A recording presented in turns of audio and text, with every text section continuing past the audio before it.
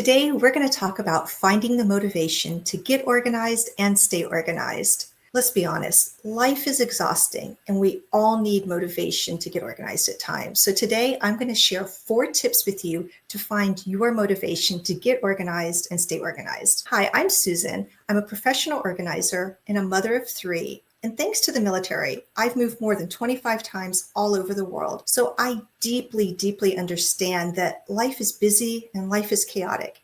And that's why I believe that your organizing should be simple and manageable enough for anyone and everyone to do. Let's tame that chaos of life and get it organized. So, how do you find your motivation? Well, first of all, establish what your goal is. What is your why for getting organized? Sometimes it's that we're downsizing or we're moving. Maybe you are combining households and you have twice as much stuff that would fit in one household. Maybe you're welcoming a new child into your home, or maybe your parents are moving in with you. Maybe you've just had enough of the chaos of life. I mean, life may be chaotic, but you're tired of having it in your home.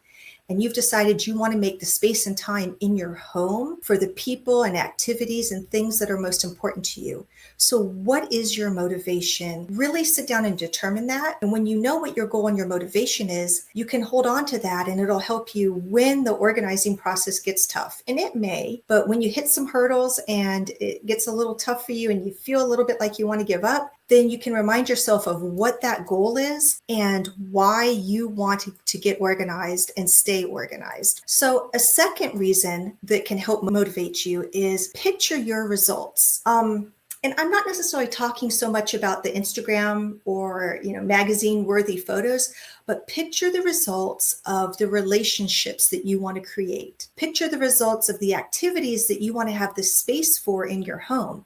Maybe it's a craft, maybe it's entertaining friends and family, whatever that activity is. Maybe it's just some peace and serenity in your life. So really picture what that will look like for you. Maybe you want to create a vision board. Maybe you want to create a Pinterest board. Whatever it'll be to help you hold on to that image, that idea of what you're working towards. And again, that will help motivate you when the going gets tough. So a third tip is, and I think this is really critical, it's important to set realistic goals. So I love those half hour, 1 hour, organize your home TV shows or YouTube videos as much as the next person. I mean, I love them. That's not really reality. What they're showing you that happened in 20 minutes plus commercials, or 46 minutes plus commercials, really took an entire team behind the scenes to make that happen. And also probably took days, if not weeks. It took much more than just 20 or 46 minutes. So don't set that as your standard. Set realistic goals. We all have limitations. We might have physical limitations, health limitations. We might have limitations of the space in our home or a busy schedule. So acknowledge that and set realistic goals. Don't get caught up in that 20 or 30 minute or 20-minute TV show, hour-long TV show. That's not realistic. What's realistic for your life? Can you, accomplish one task today? Or this weekend, can you work on one space in your home? Whatever works for you, make it realistic. So my fourth tip is acknowledge your successes. So oftentimes, and I'm talking to you, my glasses half empty people, because I know you. Oftentimes we don't focus on what we've accomplished. We focus on what we haven't accomplished yet. So again, that half-hour TV show that got everything done in half hour but isn't real life, we're thinking that's what we should be doing. So rather than celebrating the fact that we threw away that piece of trash instead of leaving it on our nightstand, or we decluttered and organized our sock drawer, or we did all the dishes in the sink today before we went to bed, rather than acknowledging every one of those accomplishments, we're beating ourselves up over the fact that we don't have the completed Instagram worthy space. Don't do that. Please.